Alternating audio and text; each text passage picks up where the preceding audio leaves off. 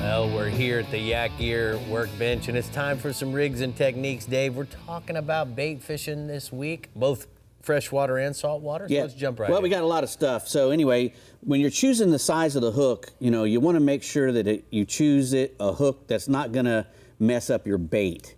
One that's going to keep your bait alive and kicking. And a lot of the live bait hooks that we've got down here are short shank, just for that reason.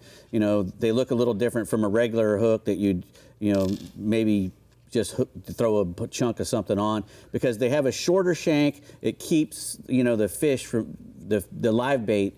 It allows the live bait to swim more naturally than having a big long shank out in front of it, hanging out in front of his nose. Right. So that little short shank does that for you. And also you'll notice that all these hooks down here, they have the extreme live bait, which is the small wire, versus the HD, which is the heavy duty live bait. And that HD hook you're going to want to use on a more bigger bait or a stronger bait.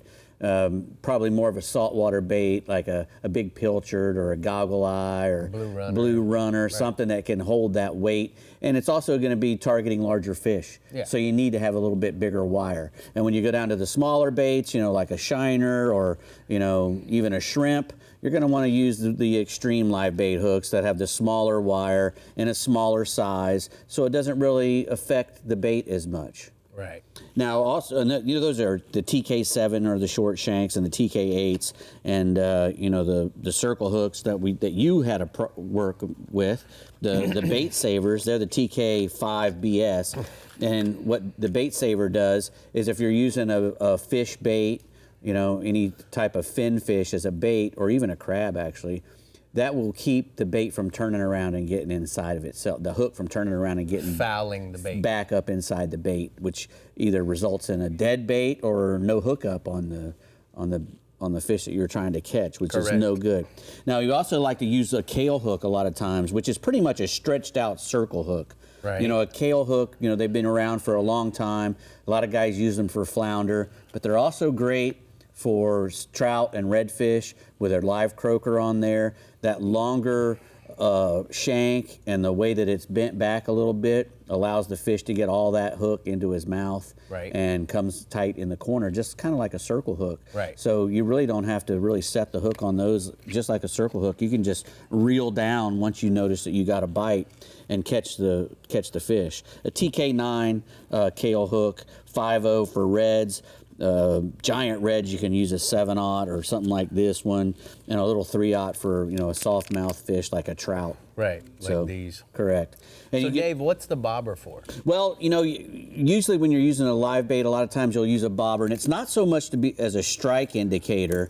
It's more of trying to control the depth of the bait. Because you don't want a live bait, if you let them out there on just free lining it, which we do sometimes, it'll just usually head for the bottom or just take off. And what happens with a bobber is it kind of keeps the bait under control. We can use a bobber stopper also to cast a bait a long way and still control how deep we want that bait to go. If we're fishing on a flat with a certain depth, if it's only 3 feet or 2 foot depth, that's where we want the bait to hang a foot above it. Right. We'll use a bobber stopper and a bobber. Also, which a lot of people don't know, is a bobber that makes noise is a good way to catch fish as well. You can put that under a shrimp under there and pop it, pop and cork, ping, ping, ping, and it'll bring fish to it. They're not all afraid of sounds all the time, so that's a good thing to use as well. And hair hook baits, I got some hair hooks here. When you're trying to catch bait, a cast net's obviously a good way to catch bait, but baits that are caught hand lining or line caught bait, they last a lot longer. They're in much better shape, and if you use a little long shank wire, real small wire hook, it's easy to get out of the bait. They can't swallow it all the way down, which is a good thing, because if we get the bait, if the bait eats the little hair hook all the way down and gets caught in his gills or something, he's probably not going to live as long as we want him to. He's not going to swim as hard as we want it to. A live bait that really pumps and goes is what we want. So we want to try to keep them in cooler water. Use an aerator of some sort once you catch them to keep them frisky and alive. The darker the better. Darker bucket will keep them calmer. And if you can use a cooler for a bait well, that's even better because cooler water holds more oxygen and your baits will swim and last longer. And the bubbler with the stone in the bottom of the live well aerates the whole thing. The whole water column. Don't put it at the top. Make sure the stone is at the bottom. You know, I'm going to have to buy an extra half hour because I just don't feel like we ever have enough time over here. No. There's never enough time. There's too much good information from you two over there.